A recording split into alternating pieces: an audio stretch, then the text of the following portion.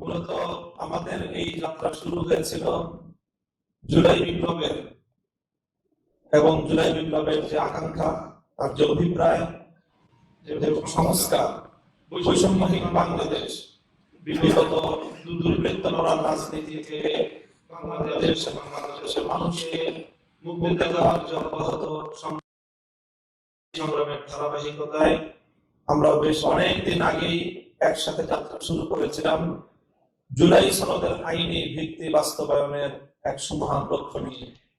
ধাপে ধাপে আন্দোলনের মধ্য দিয়ে জুলাই সনদের আইনি ভিত্তি বাস্তবায়নের লক্ষ্যে গণভোটের দাবি আদায় সহ অনেকগুলো ধাপ পেরিয়ে আমরা ত্রয়োদশ জাতীয় সংসদ নির্বাচনকে কেন্দ্র করে বাংলাদেশের আন্দোলন এবং সংগ্রামের নির্বাচন সহ রাজনীতির দীর্ঘ পথ পাড়ি দিয়ে 11টি দল ঐক্যবদ্ধভাবে আসন্ন ত্রয়োদশ জাতীয় সংসদ নির্বাচনকে আমরা একসাথে অংশগ্রহণ করার, নির্বাচনকে ফেস করার বিষয়ে ঐক্যমত্য হয়েছি।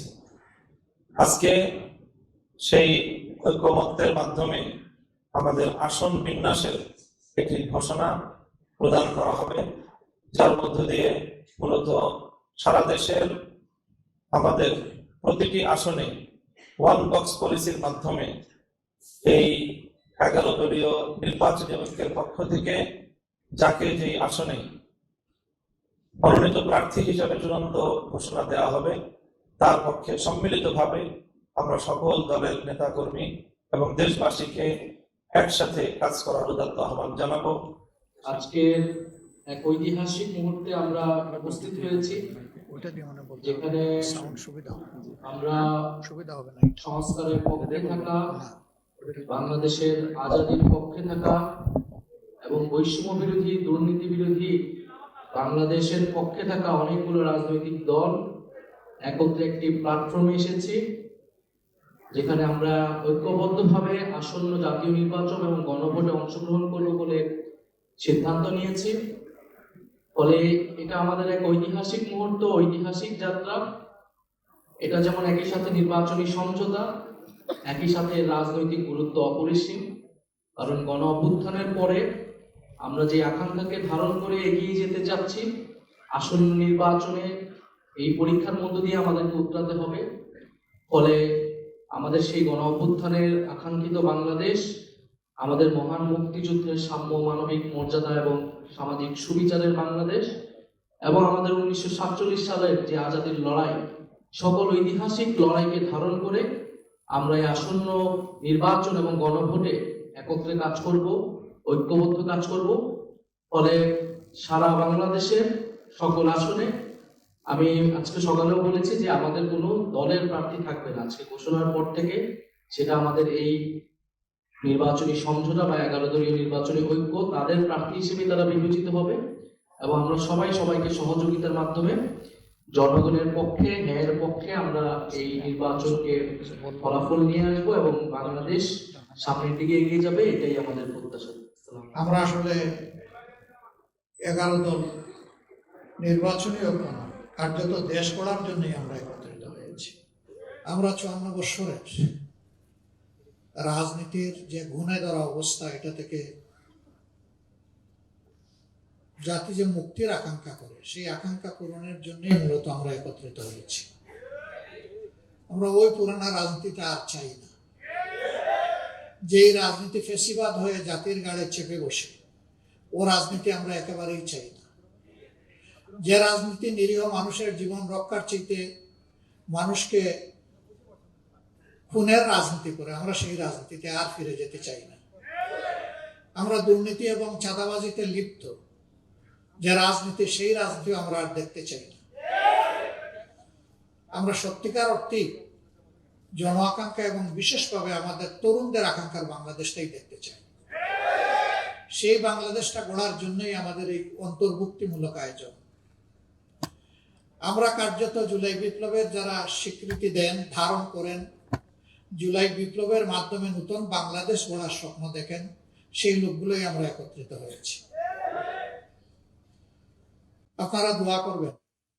দেশবাসীর কাছে আমাদের অনুরোধ, যে আমরা আপনারাও পরিবর্তন চান, আর আমরা সেই পরিবর্তন করার দায়িত্ব নিয়ে ময়দানে নেমেছি। কার্যত আপনাদের দেওয়া দায়িত্বই আমরা পালন করার জন্য সামনে এসেছি। আমরা আশা করি যে আপনারা সবকিছু দিয়ে আমাদের পাশে থাকবেন, সমর্থন যোগাবেন, ভালোবাসবেন এবং জনগণের বিজয়টা আপনারা নিশ্চিত করবেন।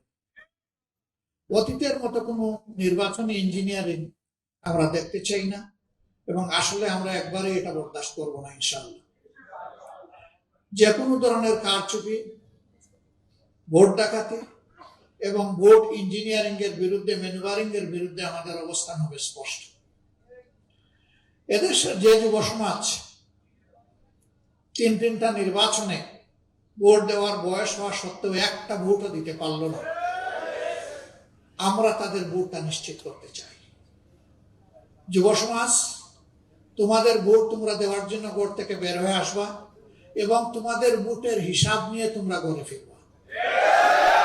আমরা তোমাদের সাথে থাকবো ইনশাআল্লাহ।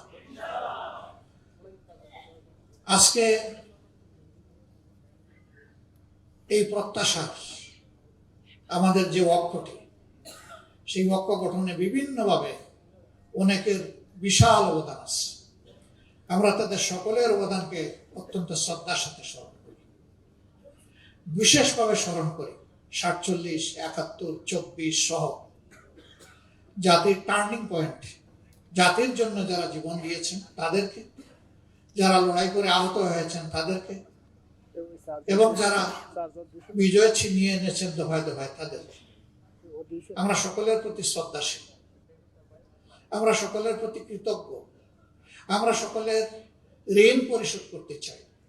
একটা নতুন বাংলাদেশ গড়ার মাধ্যমেই ঋণ পরিশোধ করতে চাই, যেই দেশটা হবে আধিপত্যবাদের কবল থেকে মুক্ত, ফ্যাসিবাদের কবল থেকে মুক্ত, এই দুই যন্ত্রণা থেকে মুক্ত একটা নতুন বাংলাদেশ তিনি আল্লাহ তাআলা আমাদেরকে দান করবেন। আমরা লড়ে যাব ইনশাআল্লাহ, আপনারা আমাদের সাথে থাকবেন। আজকের এই মুহূর্তে বিশেষভাবে মনে পড়ছে আমাদের বিপ্লবী সহযোদ্ধা হাদির কথা, শরীফ উসমান বিন হাদির কথা। সে ছিল বাংলাদেশের জনগণের জীবন্ত কণ্ঠ। সে নিজেই ছিল একটা বিপ্লব, একটা বিপ্লবের আইকন। তাকে কারা হত্যা করেছে জনগণ তা বুঝে। আমরা তার বিচার চাই। তার বিচারটা যদি জনগণ দেখতে পায়, তাহলে জাতির জন্য জীবন উৎসর্গ করতে আরো অনেকেই এগিয়ে আসবে, দায়িত্ব নিবে, ঝুঁকি নিবে, বিপ্লবী হয়ে উঠবে। কিন্তু এই বিচারকে যদি ধামা চাপা দেওয়া হয়, তাহলে এদেশে বিপ্লবীর জন্ম হবে না। অতএব হাদির বিচার সহ এরকম বিপ্লবীদের বিচার আমাদের বড়ই প্রয়োজন। আল্লাহ তাআলা আমাদের দেশের প্রতি রহম করুন, শান্তির ফয়সালা দান করুন। আগামী 12 ফেব্রুয়ারির নির্বাচনটা জনগণের আকাঙ্ক্ষার নির্বাচনে, সুষ্ঠু নির্বাচনে পরিণত হোক, এবং সেই সুষ্ঠু নির্বাচনের মধ্য দিয়ে একটি সোনালী সমাজ বিনির্মাণের নতুন চ্যাপ্টার রচনা হোক।